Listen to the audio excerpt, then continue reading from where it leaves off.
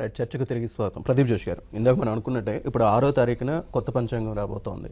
So జనమందరికీ ఏమవుతుందంటే ఇప్పుడున్న కష్టాలన్నీ పోయే ఇప్పటి నుంచి మనం బాగుంటుందేమో అనే ఆశ వాళ్ళలో ఉంటుంది. అంటే మీరేం చెప్తున్నారు, మీరంటే మీరు కాదు, ఎవరైనా పంచాంగర్తలు ఏం చెప్తారు, మా రాసులు ఎలా ఉంటాయి, మా భవిష్యత్తు ఎలా ఉండబోతుంది అనేది ఒక అంచనా వేసుకుంటుంటారు. సో ఇప్పుడు మీరు ఆల్రెడీ ఇప్పుడున్న పరిస్థితుల రీత్యా 93+ టీడీపీ అంటున్నారు, 73- వైఎస్ఆర్సీపీ అంటున్నారు, 9+ జనసేన అంటున్నారు. సో ఈ విధంగా నడుస్తున్నప్పుడు రేపు పొద్దున్న 6వ తారీఖున కొత్త పంచాంగం రాబోతోంది. సో దాని రీత్యా మళ్ళీ ఇవేమన్నా తారుమారు అయ్యే అవకాశాలు ఉన్నాయా? దీన్ని మీరు ఏ విధంగా చూస్తారు? తారుమారు అయ్యేది ఏముండదండి. గ్రహస్థితులను మనం ఇప్పుడు కాదు, 15 ఏళ్ల తర్వాత ఎట్లాంటి గ్రహస్థితి ఉంటుందో కూడా ఇప్పుడు కూడా క్యాలిక్యులేషన్ ఇస్తున్న గ్రహస్థితిని చెప్పుకోవచ్చు. అట్లాంటిది ఏం లేదు. ఒక వ్యక్తి యొక్క భవిష్యత్తు 30 ఏళ్ల తర్వాత ఆయన ఏ స్థాయిలో ఉంటాడు కూడా ఇప్పుడే చెప్పొచ్చు. సో పంచాంగం మారడం జగన్కి అవకాశం ఉందంటారు, కానీ ఇప్పుడు వదిలేసాయండి. ముందైనా జగన్కి అటువంటి అవకాశం ఉందా? ముఖ్యమంత్రి అయ్యే యోగం ఉందా? ఎందుకంటే ఆయన దానికోసం ఎంతో పరితపిస్తున్నాడు.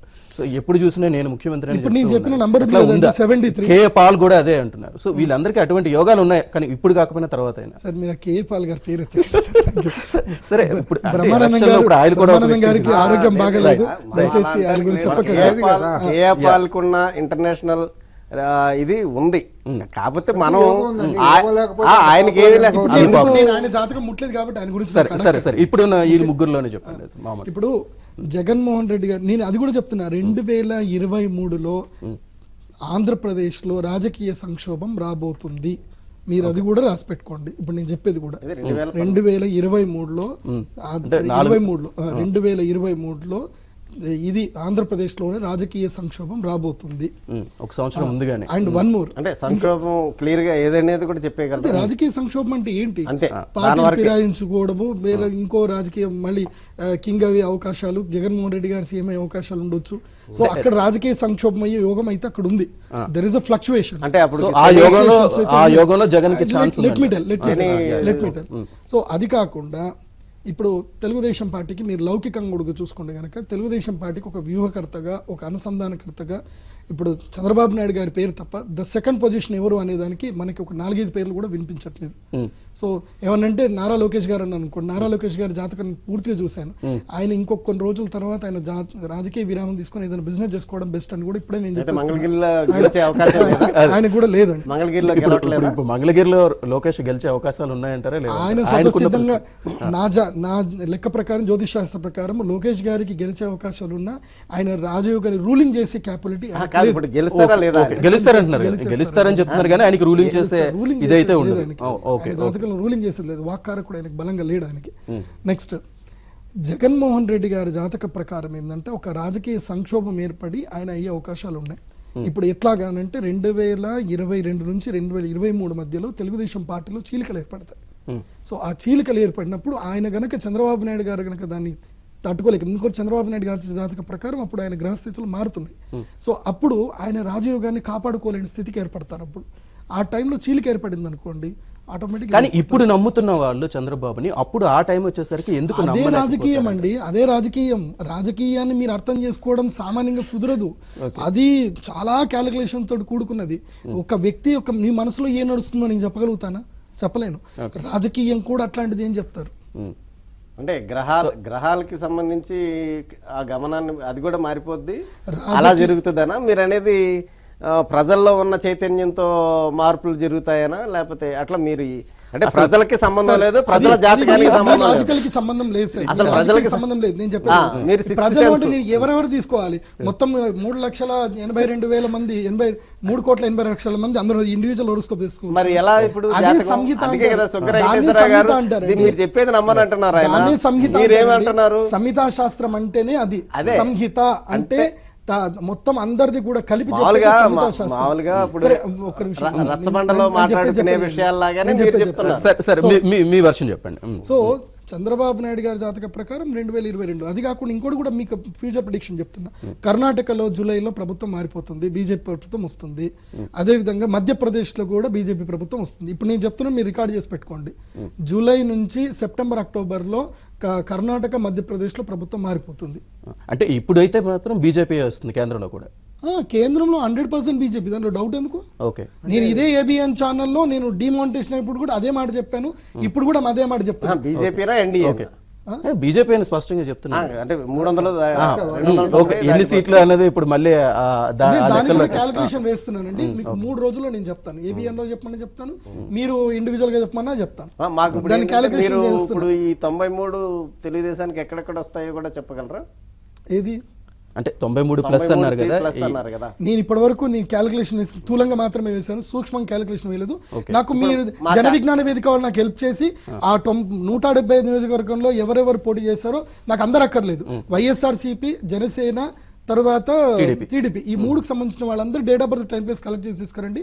ఇదే రవీంద్ర భారతిలో కూర్చొని మీకు ఏప్రిల్ ఎలక్షన్ కోడ్ కనుక లేకపోతే ఏప్రిల్ 5వ తారీఖు నేను చెప్తాను, తీసుకొచ్చి ఇవ్వండి. 20 కోట్లు 50 కోట్లు దాకా ఖర్చు పెడుతున్నారు అంటున్నారు. వాళ్ళు ఫస్ట్ మీ దగ్గరకు వచ్చేస్తే సరిపోయేది, ఆ నామినేషన్ వేయాలో లేదో తెలిసిపోయేది. మరి ఇప్పుడు ఏది నాకేం అర్థం కావట్లా. జనంతో సంబంధం లేకుండా జనమే వెళ్ళి ఓట్లు వేయాల్సింది, జనమే వారి నిర్ణయం తీసుకునేది. కానీ జనంతో ఎటువంటి సంబంధం లేకుండా కేవలం గ్రహ బలాలు, ఓటేసేది ఏప్రిల్ 11. ఆ రోజు ఒక రకంగా మనుషుల ఆలోచనలు ఉంటది. మే 23 కౌంటింగ్ రోజున మళ్ళీ ఈవీఎంలో మారిపోతుంది. ఆ క్వశ్చన్ ఇప్పుడు ఇందాక అడుగుతుంది కూడా అదే క్వశ్చన్ అడుగుతాను. ఎందుకంటే ఇవన్నీ 11కి అసంబద్ధమైన విషయాలండి. అసలు వీళ్ళు చెప్పే గ్రహాలు కూడా, ఆ గ్రహాల సంఖ్య కూడా హాస్యాస్పదంగా ఉంటది. అందుకని జ్యోతిష్యం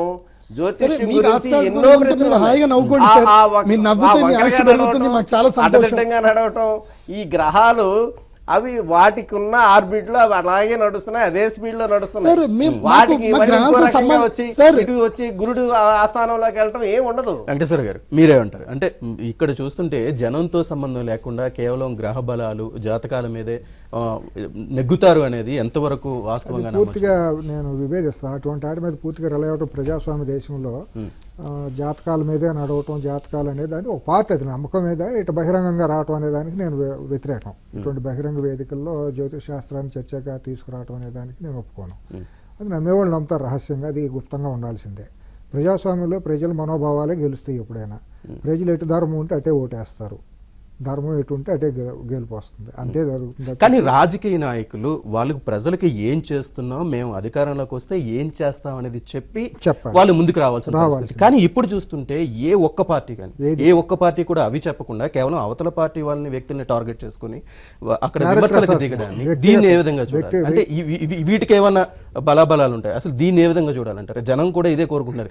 ఎందుకు మాకు ఏం చేస్తున్నాం అనేది మాకు చెప్తే సరిపోతుంది, ఏం చేశారు ఇప్పటి వరకు, తర్వాత ఏం చేయబోతున్నారు అనేది రాజకీయ పార్టీలు వాళ్ళకి ప్రజలకు విశదీకరించి దానికి తగ్గట్టుగా ఓటు బ్యాంకుని తీసుకోవాల్సిన అవసరం ఉంది. కానీ ఇవేమీ లేకుండా ప్రతిపక్షాన్ని కానీ లేకపోతే స్వపక్షంలో ఉన్న వీటిని విమర్శించడం ద్వారా, ఆయా పార్టీలని విమర్శించడం ద్వారా వాళ్ళు ఓటు బ్యాంకు పెంచుకోవాలని అనుకుంటున్నారు. అంటే ఏ బలాలు ఉండడం వల్ల ఇటువంటి పరిస్థితి ఉందంటారు? విమర్శించడమే కాదండి, వ్యక్తిత్వ హననం కూడా చేసుకున్నాం, క్యారెక్టర్ అదే ఎందుకంటారు? అసభ్యమైన భాష, అది మీరు ఎర్లీ మార్నింగ్ డిస్కషన్ లో చేయాలనేది నాకు సంబంధం లేని డిస్కషన్. అది ఎర్లీ మార్నింగ్ డిస్కషన్ లో చేయాలి.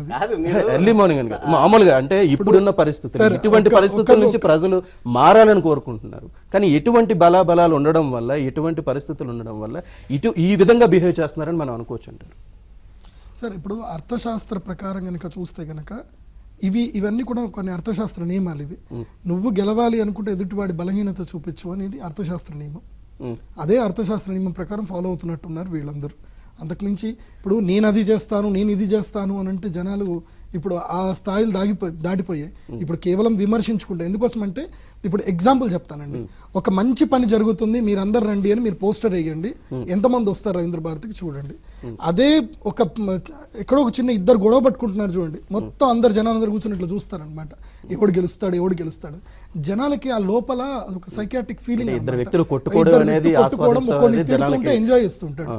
ఇప్పుడు రేవంత్ రెడ్డి చెప్పిన స్పీచ్లు కనుక చూస్తే కనుక అబ్బా రేవంత్ రెడ్డి గెలుస్తాడు అనుకున్నారు. అంత నవ్విచ్చాడు కేసీఆర్ మీద, జోకులు వేసుకుంటూ సెటైర్లు వేసుకుంటూ. ఏమైంది?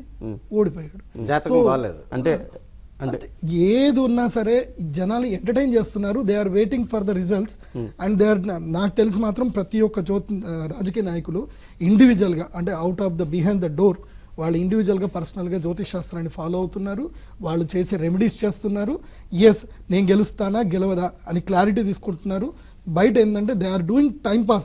నాకు తెలిసి అయితే వాళ్ళు టైం పాస్ చేస్తున్నారండి. తప్పండి, ఇద్దరు చేస్తున్నారు, ఇద్దరు చేస్తున్నారు, నిలబడి ఇద్దరు చేసుకుంటున్నారు అంటున్నప్పుడు మరి అది తప్పు కదా.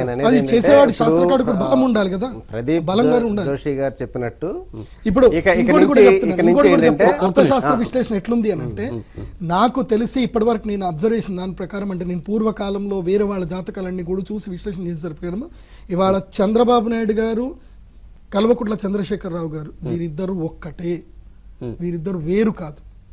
అంటే ఒకటే పాలు నీళ్లు ఎంతో, వీళ్ళిద్దరూ అంతే. ఇవాళ కేసీఆర్ గారు తిట్టడానికి చంద్రబాబు నాయుడు గారు కాంగ్రెస్ పార్టీతో కలిసి కేసీఆర్ తిట్టడానికి అవకాశం ఇచ్చారు. ఎందుకో తిట్టడానికి ఎవరినో ఒకరు ఉండాలి కదా, ఉండాలి, ఆస్కారం ఉండాలి కదా, ఆ రోజు అవకాశం ఇచ్చారు. ఇవాళ చంద్రబాబు నాయుడు గారు తిట్టడానికి కేసీఆర్ ఇక్కడ జగన్ గారికి అవకాశం ఇచ్చారు.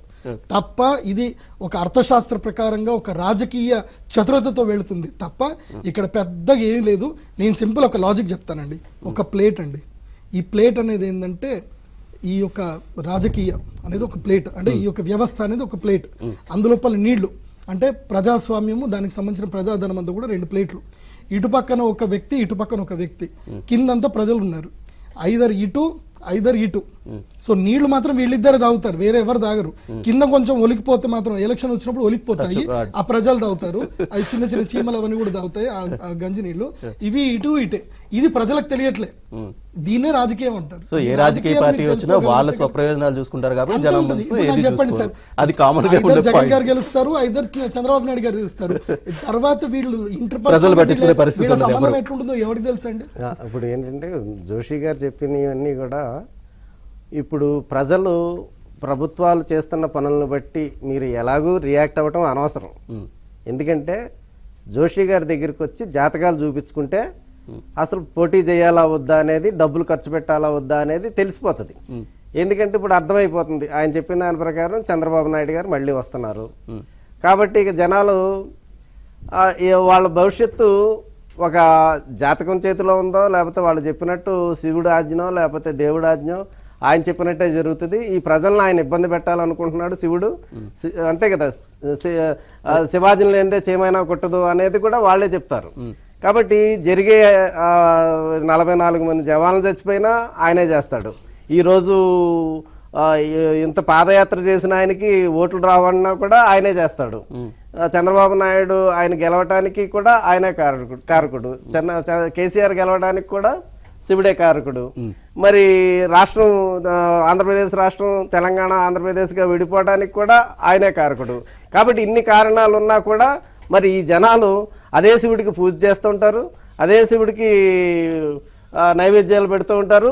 ఆఖరికి ఏంటంటే జాతకాన్ని నమ్మాలా, లేకపోతే కృషిని నమ్మాలా, సైన్స్ని నమ్మాలా, మన కష్టాన్ని మనం నమ్ముకోవాలా అర్థం కాని పరిస్థితి క్రియేట్ చేస్తున్నారు. కంక్లూజన్ మీరు చెప్పండి. అంటే ఏది నమ్మాలి, జాతకాన్ని నమ్మాలా, వాళ్ళు చేస్తున్న అభివృద్ధిని నమ్మాలా, వాళ్ళ కష్టాన్ని నమ్మాలా?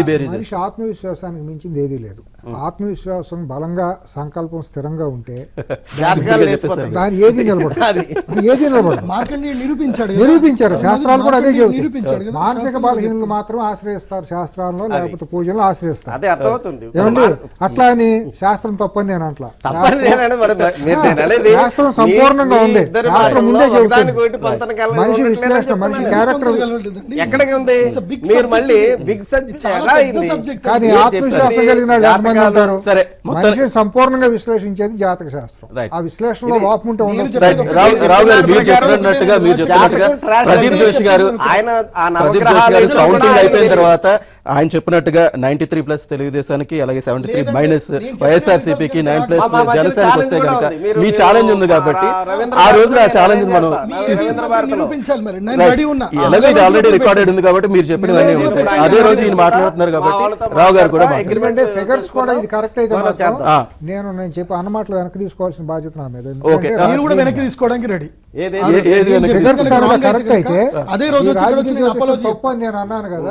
అంటే ఎవరైనా సింపుల్ గా నేను అన్నది తప్పు అనేసి ఏ విధంగా చెప్పగలరు? అంటే ఇప్పుడు జరుగుతున్న వాటిల్లో జనరల్ గా ఏదైనా జరిగింది అనుకోండి, అంటే ఏ విధంగా తప్పని మీరు దాన్ని మళ్ళీ బయటికి తీసుకురాగలరు? నేను ఇన్ని చూశాను, ఈ విధంగా చేశాను కాబట్టి ఈ సంఖ్య చెప్తున్నాను అంటున్నారు. రేపు పొద్దున ఈ సంఖ్య తారుమారు అయిన తర్వాత అప్పుడు మరి మీరేం చెప్తారు ప్రజలకు? మళ్ళీ అప్పుడు నా తప్పేందో నాకు తెలుస్తుంది కదా. ఇప్పుడు ఒక జరిగింది కదా, ఒక జరిగినప్పుడు తప్పేందో తెలుస్తుంది కదా. Right right right and one more, దేన్ని నమ్మాలి అన్నారు కదా, నేను ప్రజలందరికీ ఒకటే చెప్తా, ఏది నిత్యమో ఏది సత్యమో దాన్ని నమ్మండి. Right. నిత్యము సత్యమైంది ఈశ్వరుడు ఒక్కడే. కొంతమంది thank you very much Joshi గారు, అలాగే వెంకటేశ్వర గారు, అలాగే రావు గారు చర్చలో పాల్గొన్నందుకు థ్యాంక్ యూ సో మచ్. ఇది ఇవాళ చర్చ. చూస్తూనే ఉండండి ABN ఆంధ్రజ్యోతి.